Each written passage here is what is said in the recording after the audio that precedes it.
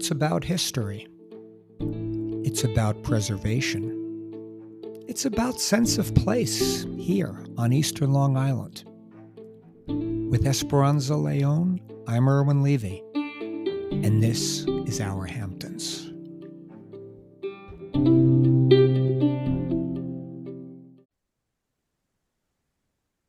Esperanza, good morning. Hello, Irwin. You know, Esperanza, thinking about this subject today and our special guest who we're going to introduce in a minute, you know, what makes me really especially excited about it is knowing both you and I, being the blue bloods that we both are. I think, we sort of descended from the Mayflower in a sense, right, Esperanza, you and I? You just made me laugh because I have an old friend from Canada who used to call me BB for blue. That's very, it's very appropriate. Yes, I am a true descendant. No, Irwin, I am. Yeah, well, I could say I'm a true descendant, assuming the Mayflower set stale from Bialystok. But otherwise, I don't really think so. But I digress because we really want to get into a really great conversation we're going to have. And I'm going to introduce not only someone whose reputation out here speaks volumes, but we both are fortunate enough to know her personally, and we like her as well. So on that note, I'm going to introduce Esperanza, the executive director of the Southampton History Museum, Sarah Kautz. Sarah, good morning. Hello, good morning. Thank you so much for having me today. Oh my goodness. Really exciting. I'm so thrilled. In Esperanza, two things. Before you signed on, I did clarify how to pronounce Sarah's name, so I did get that right. But then she happened to slide in, almost like a non sequitur. Yes. Wait for it. Wait for it. You know, she grew up in Queens. You know that, right? Yeah. I mean, right. From Queens. Yes, Irwin. Did we need any more credentials than that? Exactly. That's it. The show's over. That's the Queens stock. They just, and real Queens, by the way, Southwestern Queens, real Queens, Anyway, but Sarah, we know you're the executive director of the Southampton History Museum, and we also remember you from Preservation Long Island. You did so much great work there. Esperanza, that's how we met. I mean, that is really, Sarah came into our lives through Preservation Long Island and the amazing advocacy work that you were doing there. And that continues. Your legacy there is palpable to this day. Oh, yeah, really. Well, thank you for saying so. That means a lot. Thank you so much. And the reason why I was able to do what I did there was because of people like you guys who I connected to out in the world. And in many ways, it's a story about preservation and advocacy, which we will talk about. Plymouth Rock is very much that kind of story. And so is Conscience Point, places that matter and the people who care about them and the stories we tell. And that's what brings us together because we love these things and it brings us together and we share that passion. And so that's the secret to how you do this stuff is come together. And it's a really powerful, meaningful, it matters. It makes a difference. It does matter. And Esperanza, I often think this, to elaborate a little bit on what Sarah said, it comes back to a word we probably overuse on Our Hamptons podcast, community, right? I mean, it's really at the very end of the day, she's really, her work is about community. And going back to Preservation Long Island, before we get into the real meat and potatoes here, I mean, the work Sarah did with SANS, the communities in Sag Harbor, we did a two-part podcast on that. Talked about, right? Yeah. She's done extensive work about Freetown in East Hampton, which we've certainly have discussed numerous times, including and the Fowler House, right? Right. So with our friend Dr. Allison McGovern. That's right. A lot of 6 degrees of separation. Right? Yes. Well, preservation, yeah, it's like art history. It becomes a small world where people know each other, and like you said, and it's a very reciprocal, for the most part, a reciprocal community, really about giving, getting, and yeah. And so like-minded, like there are certain people that are like-minded in this kind of thing. And when we go to whatever kind of events we do or talk about whatever kind of things we talk about here, or just when we're out and about, it comes back to that community, and it comes back to there's a semblance of people that really care about it. Probably not enough, something we lament on this podcast more than once, but uh, what you speak of and really what your work and career have been about really resonate deeply with me personally. And we Oh, appreciate all you do, honestly. oh, okay. Well, I appreciate you guys. I'm a huge fan. And in many ways, like my academic work in archaeology and anthropology, which is my background, my academic training, is about studying the stories people tell and how people make meaning in the world and with each other. So your podcast is all about that, and it's a wonderful thing. Well, Thank you for making the space to share those stories. thank you. Wow. This is really the mutual admiration here. Yeah, Esperanza, I'm sort of tempted to just leave it there, because Hearts. exactly. But there is a story that really needs to be told here, and we're really working off of something that it's funny, Esperanza, like when we decided to do this episode, and we always send our guests a little bit of a brief outline. It's a funny thing. I'm sending Sarah an outline that's basically her writing. So I'm highlighting her work in a lot of ways, but I'm just going to give, like, I guess, Esperanza, the gist of the story here is a theory, a concept, a possibility. We all associate the Mayflower and all of this with Plymouth Rock. And Sarah brings up a super interesting alternative. Not going to use alternative history, but it's just a theory, and it's been spoken of. Is Conscience Point, Southampton, really Plymouth Rock? That was pretty dramatic, but This is Ken Burns stuff. yeah, right. We're in season 7. We're trained professionals at this point. But Sarah, I mean, I'm really going to throw it right there, right, Esperanza? I mean, let's get right down to it. Is Conscience Point really Plymouth Rock? Well, Irwin, do you remember where the Mayflower sailed from when it left England? The Well, name of the place. I implied Bialystok originally, but I know that's not the correct answer. Um, and I admit to not being able to go back too far in 6th grade history, but I don't know what part of England did they come from? Because I really couldn't answer that question. This is going to blow your mind. Okay. Southampton. Oh, come on. Is that not like the most poetic thing ever? And I have to admit, I did not know that, but at Rogers Mansion, which is the headquarters of the Southampton History Museum in the village of Southampton, um, there is a painting that hangs in one of the rooms, and it's a scene of the pilgrims at the harbor in Southampton, England, about to leave on the Mayflower. And it says Southampton 1620, or whatever the date was that they left. I think it was, yeah, earlier that year, because they arrived in like winter, right? Yes. So yeah, so it would have been 1620. Anyway, Southampton. And I was like, you gotta be kidding me. That's wild. I How funny is that? Well, and and it makes perfect sense, right? I mean, this is how explorers, pioneers have historically been driven to come to new places, and they end up in places that are so similar to where they came from. I mean, I think of the Spanish with South America and the places, or even here in California or in Florida, the Spanish did not want to stay on Long Island. Like, they would never have stayed on Long Island, right? That's ugh.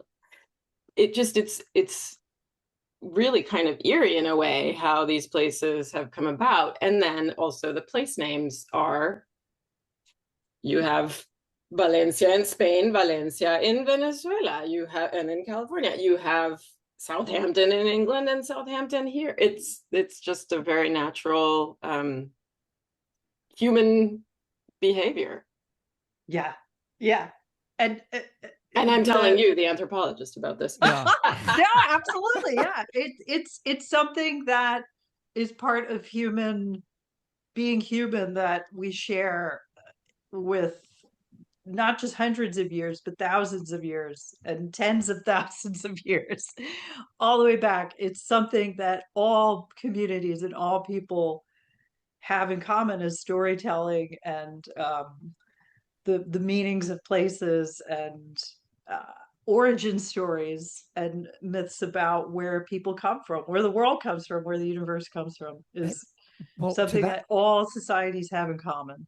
I mean, to that point, when you talk about the name conscience point, from what I've read, was it something where somebody, when they finally made landfall, they said, instead of saying for God's sake, they said for conscience sake, thank goodness we hit land. I mean, yes, because you would never take God's name in vain. That's correct. Thank you for that. See, she's the voice of reason, Sarah. But yes. Remember, these were very religious people. Yes, very much so. And something so the Conscience Point group comes from Lynn, Massachusetts, which is very much in the Massachusetts Bay milieu, which is, of course, where Plymouth is founded. And so they're very much connected to those earlier folks who came in 1620. So in 1639, 1640, the area is already getting pretty filled up with people coming from the old world to the new world. And many of them are pilgrims, or maybe we'd call them Puritan Protestants. And a big part of the reason why they're leaving England is because of the religious turmoil and political turmoil that goes with the religious turmoil in England at the time. And of course, this is leading up to the Glorious Revolution, where King Charles is executed, and we have about 20 years of a parliamentary reign which is incredibly radical. Because up until this point, the idea of kingship is a divine institution that God has bestowed the king with rulership, and it's not for us to get involved in that. And it's our duty as subjects to obey, because the king is there because God wants the king to be there. Right. So all of this is going on leading up to the Glorious Revolution. And then, of course, the Restoration 20 years later with William and Mary, the crown is restored. But this is a really turbulent time. There's a lot of religious and social upheavals. Many Puritans are leaving and going to the Netherlands. So there's a lot of English people who come to the New World via the Dutch colonies. And so there's English in the Dutch colonies in New Netherlands, and many of them are Puritans. And some of those folks even come to New England, to the Massachusetts Bay Colony, once they know there's this settlement for them and place to be. So a big part of that is so they can practice their religion the way they see fit.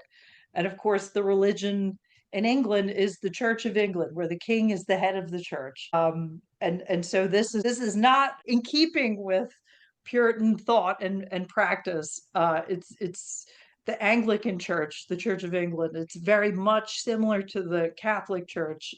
And a big part of this is the king is at the head of the church, and the Puritans, have a much more personal Protestant understanding of the relationship with God. Long story short, they end up coming to the colonies so they can establish communities and live in a society more in keeping with that they feel is right and proper.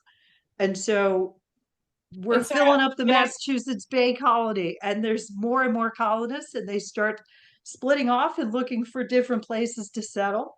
And a part of it, Sarah, is also, I wanted to ask, I mean, yes, the obviously the social religious upheaval, but was there also, I mean, it was sort of like a question of, was there some overcrowding in a sense? You couldn't really, in England already, and it was kind of like, okay, I don't even have enough land or a place for my family to make a home and survive with, feeding ourselves, being self-sufficient.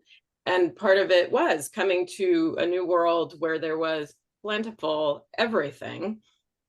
And then what you're getting to is where, okay, now Massachusetts, where we are now in this new world, is getting overrun. Let's find another place where there are less people, more land. I mean, was that also a part of it?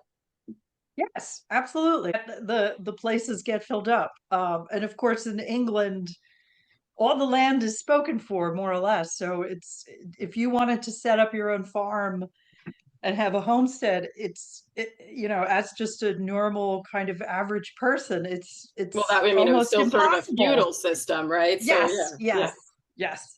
You, So the you, new world becomes a place where this becomes possible in a way that was unimaginable. And so it's very appealing to people to, and of course, the journey across the Atlantic is really arduous. And you're coming into a place, it's a totally alien place compared to Europe. It's quite a different landscape. And so it's quite an undertaking for the early generations of colonists. And to imagine what's in there, part of it is to try and imagine the historical imagination of trying to have empathy with this situation and think about it through their perspective. Not that we can, and we can never know for sure, but to use the documents and the information we have, oral histories, myths, and put them all together and try and get it. Imagine, how did we end up here? How did we end up with these place names we have, and how people made the decisions they made that led to the world we have today? And that's really difficult. And a huge part of history is keeping on that work again and again. So different generations of scholars continue to look at these things. We have these discussions like we're having today, and you look with fresh eyes and you bring new perspectives. So every person has their own perspective that they can bring to bear on these documents and history, and we can tell different stories. But something I want to mention that always was striking to me when I began my training as an archaeologist and a historical anthropologist is the record itself, the stuff we use to tell the stories in an academic sense, the evidence.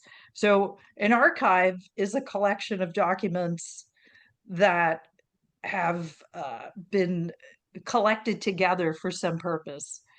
And the documents themselves have been written for some purpose, not necessarily to be put in an archive. So the way we have the documents we have today that are in libraries or universities or historical society collections, museums, they're there because they've been collected in a particular way for a particular purpose. And so you have to think about that. Why are they there? Why were they collected? Why was that important for whoever made that archive? And then the next question is, why did these documents exist?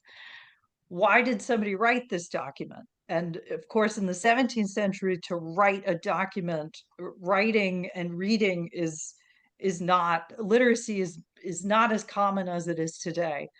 And even more so, the tools that you need to write, so you need paper, you need ink, you need some sort of materials to write a document. That can be very difficult to get, especially in the early colonies. So documents we have from that time are written for very particular important reasons, particular to that moment in time, that may or may not relate to the archive they're in today. So you have to kind of think of all these things. And things are missing. We're not sure what's missing because we don't have those documents. The documents we have are surely If they not. ever existed, right? I mean, Yes, you don't even yes. know whether there was something that could have existed. You can yeah, hypothesize, but and Sarah, I have to ask this question because I'm sitting here listening to this, and I understand the rationale in what they were seeking out in terms of their lives and everything else. I do understand that. But I'm also trying to wrap my arms around the fact that we're in the whatever middle of the 17th century. Mhm. And how did they end up here? I mean, like, are there? I'm really just going to say this because I realized there were explorers. These things were going on since even hundreds of years. I mean, are there nautical charts? Do these people know where land is? I mean, they can't just be meandering in the sea. I mean, hey, I mean, are these group of people, Esperanza, saying, "Hey, man, I hear the East End of Long Island is really nice." I mean, like, how how Yeah. did they come to this? Like, how did they find Plymouth Rock on the coastline in Massachusetts and Southampton in the middle of North Sea Harbor? How? Wow, that was The emphatic, the wasn't it, Esperanza? the the Mayflower folks. Well, at the end, the Southampton folks. So, although this is very new to this particular group of people, the Pilgrims or the English Protestants, remember the other big date for North American colonialism, something about Columbus Right. sailing the ocean blue, 1492. So, for more than 100 years, 150 years, European explorers have been going up and down the eastern seaboard ever since Columbus, exploring the landscapes and the geography, sometimes even stopping and picking up some Native Americans and taking them back to Europe. And sometimes those folks come back, sometimes they don't. But there's a great deal of knowledge already in Europe, maybe not specifically to everyone, but within the nautical navigation and trade and the colonial expeditions, there's a lot of knowledge about the geography. And so I think I don't know this for sure. It's a new area of research for me, but I know for sure that there's been 150 years by the time we have the Mayflower leaving, exploration and charts and understanding of how the landscape works on the eastern seaboard. And of course, the Dutch are around already in New York. And so my understanding, if I remember correctly, the Mayflower, they were trying to land closer to New York, I believe, and the weather was very bad. They had a hard crossing, and they ended up in Cape Cod. And then they end up kind of exploring from Cape Cod. Okay, where are we? Is this going to work? And they come upon the Plymouth Harbor, and they decide this is a great place. And so they eventually move the ship into this harbor, and this is where the apparently the rock Plymouth Rock was.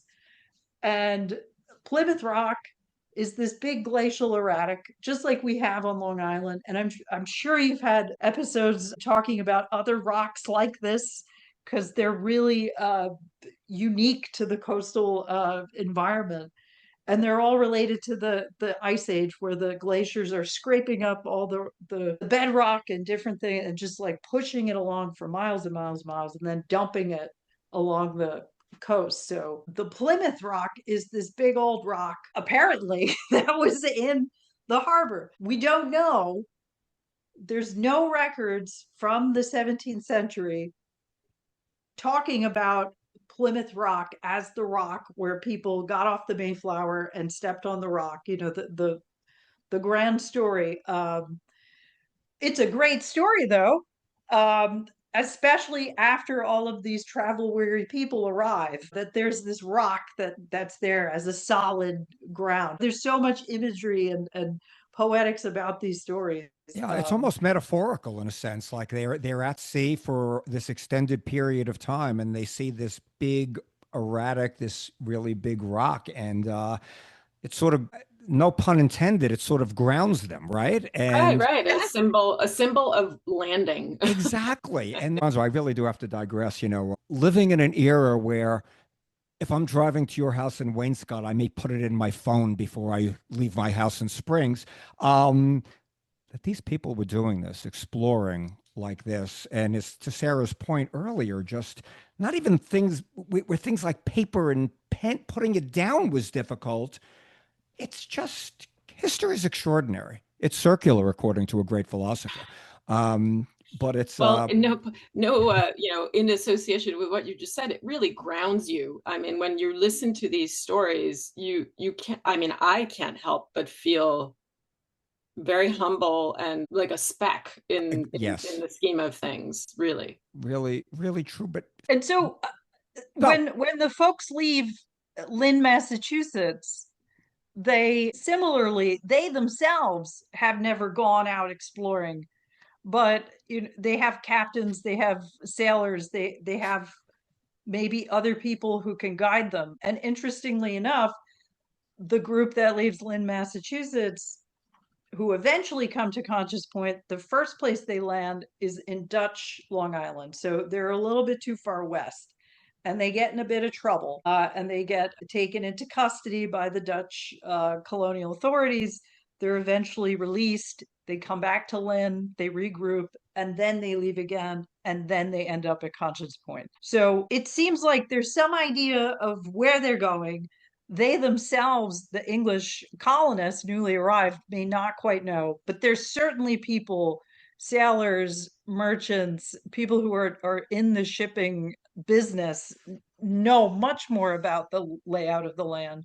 And of course, there's a lot of earlier explorers who are still around, like Lyon Gardner, who's already on Eastern Long Island. So there's a knowledge of the place. And of course, if you have a Native American, perhaps somebody in the New England, a Pequot or a Wampanoag person who has been to Long Island, or maybe somebody from Long Island who ends up in New England. There's a lot of people moving around at this time. They could be a guide and kind of point out these places.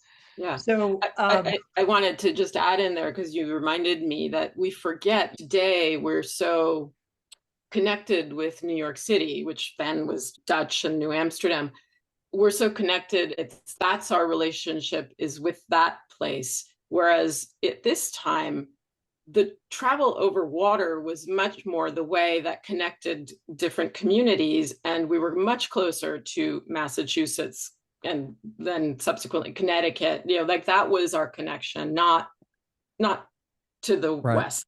And Esperanza, Yeah. if you recall, when we did that, we did a podcast, Sarah, once many moons ago about television. Really, in the early 1960s. I mean, we're not going back. I mean, this was in my lifetime, right? And on Eastern Long Island, you were really getting stations from either Connecticut, Rhode Island. You weren't getting the signal from New York, and to extend it out on Eastern Long Island, a lot of people would root for the New England sports teams more so than they would root necessarily for the Yankees. So Esperanza's point is well taken, and it even repeated itself all those years ago. But Esperanza, I really am excited about getting really to the gist of this. And is it possible that Conscience Point actually did come before? This is the money question, right? That it actually could have come before Plymouth Rock, and all of American history talking about Plymouth Rock and the Mayflower. Hey, they were second place. So I want to be clear. I'm not saying that there was a landing before the Mayflower, because of course that's impossible. Right. But what I'm saying, and I want to be very humble. This is something new to me, even though I've been at the Southampton History Museum for about 2 years now.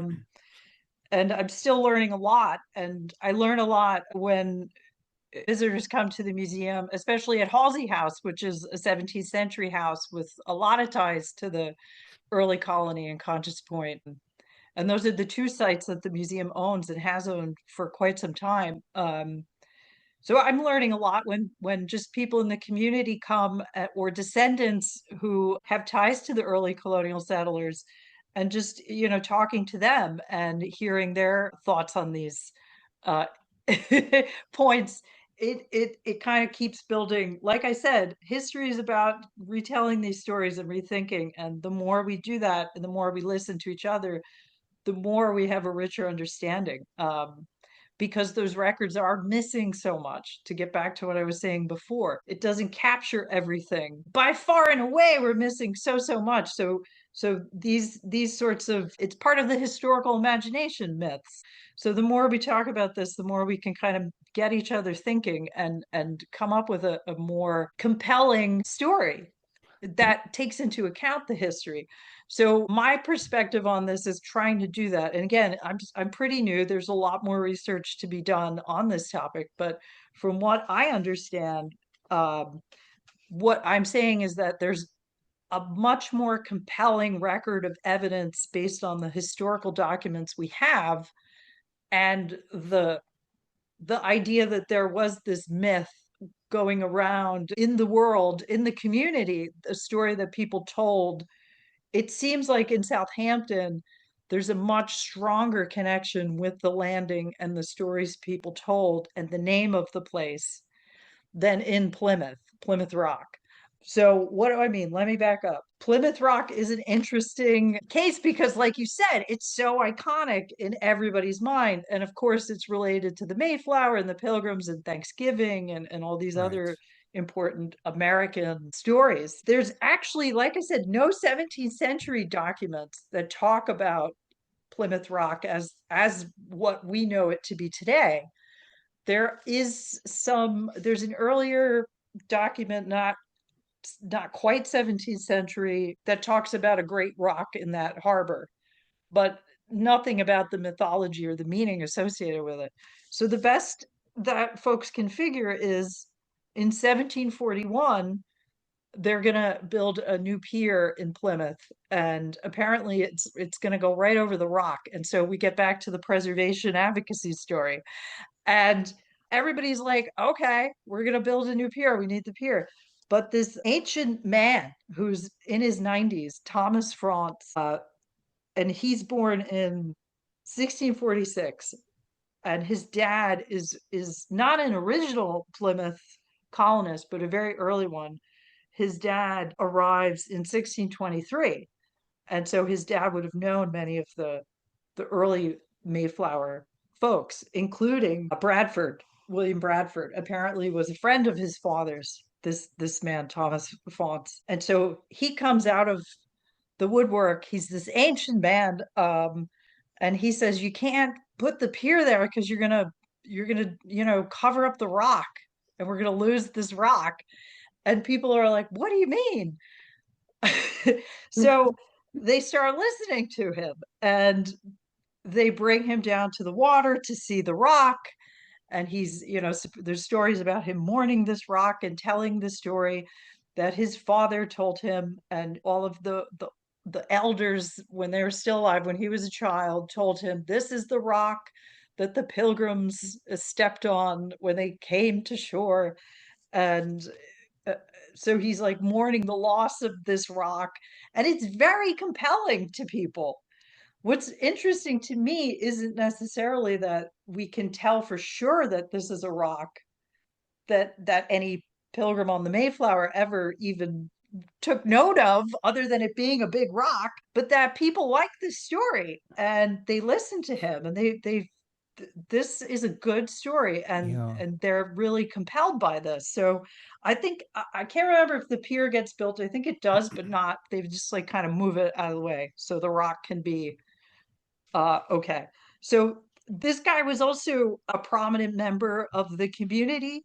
And so the stories he's telling have some credit. I believe he was also a clerk at some point. So, but interestingly, this is the first time there's any in the record that this comes up, is him sharing this story. So I let's take him seriously. He believes that this was something his father and the elders told him. This seems to be something that the people in the community at the time in Plymouth, this was sort of, he's telling them something they forgot about this place. Yeah. Exactly. And it's compelling to them. And it's probably that, yes, of course, this is the bay. This is the place where the landing happened. We're not entirely sure if this rock exactly is where people stepped on it and had all these ideas about groundedness and Right. all of this, but it's certainly the place, this bay, this beach. And so for people to be given a concrete, like, this is the rock, is it speaks to them. And of course, this is like 120 years after the landing, so many people never knew anybody who was alive when Right. the Yeah. Mayflower first landed. So this is this ancient old man who has these stories, and he's making them remember something they've forgotten. Wow. And it's a compelling story and people love it. And so that's the origin of the first time somebody is having this story about this place in this way, about this rock. Right. Uh, Right. and it continues to be important later. One thing I want to note is just before the American Revolution, the folks have decided in the community that they want to take the rock and move it to the town square. And when they try to move it, it splits in half. And so this is right before the American Revolution. And so it becomes another layer of this mythology where it's the split. Some people are like afraid, some people are excited that this is like the portent of the split between Right. the Ah, colonies and That's England. And so they decide to leave half of it in the harbor and they take the other half up to the town square where there's a liberty pole, and so it kind of is reflecting this rift between patriots and people who are not too sure that they want to leave England. And again, a lot of this is about the idea of divine kingship, that even in 1770s, people feel very strongly that the king is, divinely ordained, and to think that you can overthrow the king is unthinkable to many people. Not that they're, loyal or somehow anti-patriotic, but that this idea was so unthinkable to say the king is actually unjust was just really, really, some people just couldn't get there. right. right. Um, Right. so And this is really emblematic of this American Revolution split. And so for many, many years, it stays in half, and it's emblematic of this rift. And it's not until after the Civil War, interestingly, like 1880s, they bring the piece in the green back to the harbor and they stick it together. And it doesn't quite stick together. So again, this is all like my Right. gosh, all the history I'm learning about Plymouth Rock It's that I it's had absolutely zero it knowledge of. And I bet you a majority of our listeners, this will be uh, news. it's a total revelation. It's Yes. amazing. But I also then, what you were getting at is the old man who came out of the woodwork and, the early preservationist, if you will, who stopped them from building this dock that was already in the 1700s. And that's the earliest record of that lore, that oral Right. history, that story of Plymouth Rock and the landing there. But at Conscience Point, you have an earlier written record of yes. a landing, and that's what's significant. Is that correct? Well, no, not a landing. So there's a little, this takes a little more nuance. The earliest known record of a place called Conscience Point is in a 1731 deed in the town archives, town of Southampton archives. And it's a place name with some other place names in this area of North Sea. And it's conveying property, and it's a deed document. So again, when I was talking about the archives, deeds in 1730, deeds today, deeds in the 17th century, extremely important documents. That's why they're written. That's why they get saved. That's why we still have these archives today. Extremely important documents. When the place name shows up in a deed, it means something. They don't just use any old name. It needs to have a meaning. It's meant to be something that people in the wider community can understand clearly Yeah, as they a identify. reference. Right. Yeah, yeah. Yes. And so Conscience Point place that we know today appears in this area by name as Conscience Point. And it's just a place name talking about different areas. And this guy's going to have this land and da da da da da. Conscience Point. And so 1731 is 10 years before Mr. Franz shows up saying, hey, wait, Right. let me Yeah. tell you about the rock. And it's a written archival document in a deed. And so to me, this suggests that people in the community in 1730 are very well aware that this place is Conscience Point. And it's such a weird name, right? Conscience Point. It sounds a lot like Conscience Bay in Setauket, another place that's strongly associated with the early pilgrim community. So that to me was like, wow. And the place that I found this document was in the published papers. William S. Pelletreau was a 19th century historian, town clerk, descendant of Wise Pelletreau, and he was very instrumental in gathering the town archives that we have today, transcribing them and publishing them. So the first time he sees these collections of ancient documents is 1862. He eventually assembles them and they're published a little later. And of course, all these things are available now digitized on the town website. So if anybody's interested, they can check it out. It's all William Pelletreau's transcriptions are all published, and this piece, the transcriptions from the 19th century are published online Yeah, in and the these are, and those 21st are, and that's, century. yeah, and that's obviously a familiar story, familiar name in Southampton lore, Pelletreau, Yeah. obviously. And And so yeah, in um, in the note, he makes a note when he's transcribing this 1831 deed, he makes a note, this place, Conscience Point, there's this story, if we want to believe it, that people seem to be telling in the 19th century that's still very prevalent today. There's the pilgrims land, and there's a woman who gets off the ship and she says, for conscience sake, right, dry land, or something to that right, effect. And of course, conscience is this kind of key word that refers to the right, Puritans, to the Puritan history, to conscience, nation, all these American yeah, ideals. It's a really big, important word.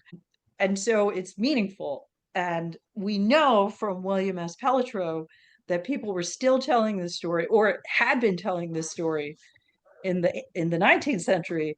So yeah. I mean, and I don't that's think it's a much of a stretch, because Right. Pelletreau No would have been, coincidence there. exactly. yeah, when Pelletreau was born in the early 19th century, he would have been around people in the From 18th the, who yes, were alive exactly. before then Right. and he seems to be saying in that footnote, this is, everybody knows this story. It's like something he grew up with, that Right. everybody grew up hearing. And It so a little bit more work, and something I'm working on, and if anybody listening has information, for me it's not so much about, can we find Conscience Point in an older document by name, but can we find some evidence of this story? And like that footnote by William Pelletreau is so important, because it shows that there's this mythology that's very strong in the 19th century. And Right. so So it's not a somewhere big in jump. someone's attic, please, right, there right. is maybe a, I don't know, 18th century document, But letter. and we really need to start wrapping up, Esperanza. But I, I have to say, talking about all this, one thing that really comes to mind for me as a student, you always think of history as very factual. And one thing I've learned today from Sarah, which is, I guess, something was always in the back of my head. Yes, two and two is always four. Okay. But But sometimes history, it's five.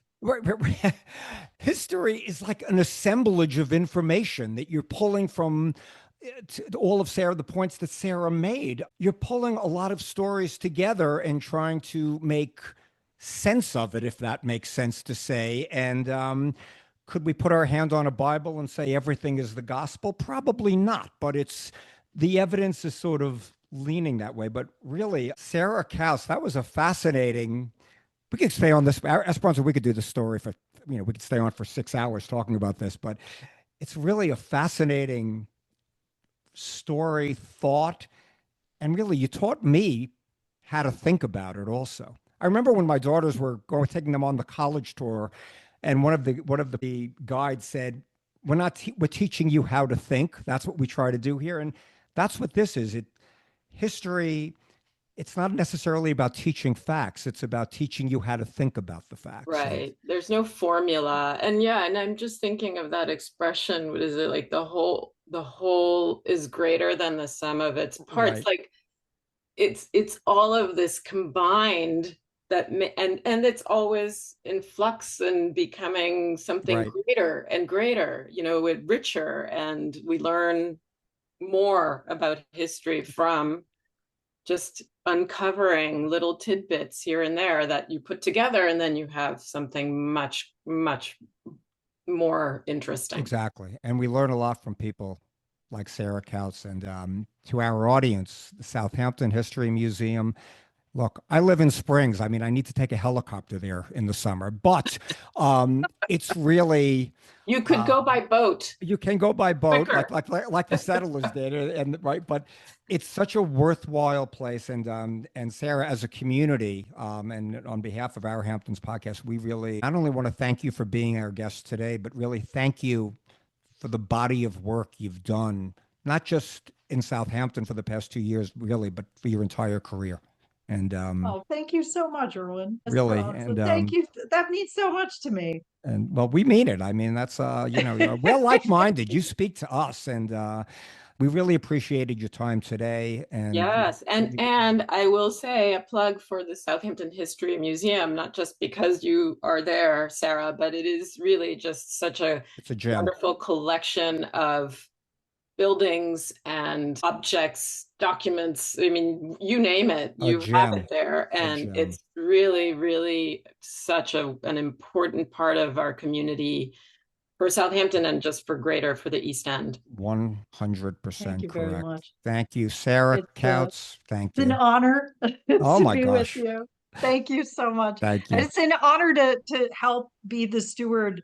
I just want to mention the History Museum was founded in 1898. And one thing that also speaks to the importance of Conscious Point, they incorporated as a nonprofit in 1910. And the reason why they did that was because they wanted to purchase Conscience Point to preserve it, which they did, and which we still today, as the inheritors of this duty and role of stewardship, the staff and I and the trustees today, we continue to take that very seriously, that we are the stewards, the protectors of that place. And at the time, at the turn of the century, of course, development is already starting. I know it's people think suburbanization is a mid-century thing, but out here, there's already a lot of development of farmlands. And Yeah. Conscience Point, it concerned the people who were descendants of the original colonists in Southampton, who were very concerned what's going to happen to Conscience Right, Point. which speaks to its significance. There you go. Yeah. Right. Right. This is very important, and many people found it compelling. And I think the reason why we're here talking about it today is because we find it compelling, and many other people find it compelling. Absolutely. So please visit the site. Also, it's such a beautiful place. And one great thing that happened in the 60s and 70s, the land to the west has been preserved as a national wildlife refuge. So when you stand at Conscience Point and look across the bay, you're looking across into a preserved, fantastic wildlife refuge. So you get a sense. I'm not saying it looks exactly like it did, Right. But it is you a get a combination of sense. history and nature. Yeah. Exactly. So Exactly. And takes you back in time if you Definitely. if I get what you're saying. Yes. And Okay. it's really is a place of a conscience where you reflect on these things and the meaning, and hopefully the future too, and what it's going to look like and how we can make that look better. From your And mouth to whoever's listening ears, for sure. But again, Sarah, thank you so much. thank you so much. Fantastic stuff. And Esperanza, as always, a pleasure. Always. Until next time. Until next time.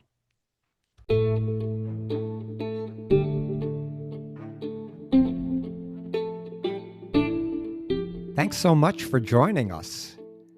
New episodes of Our Hamptons are released every other Tuesday.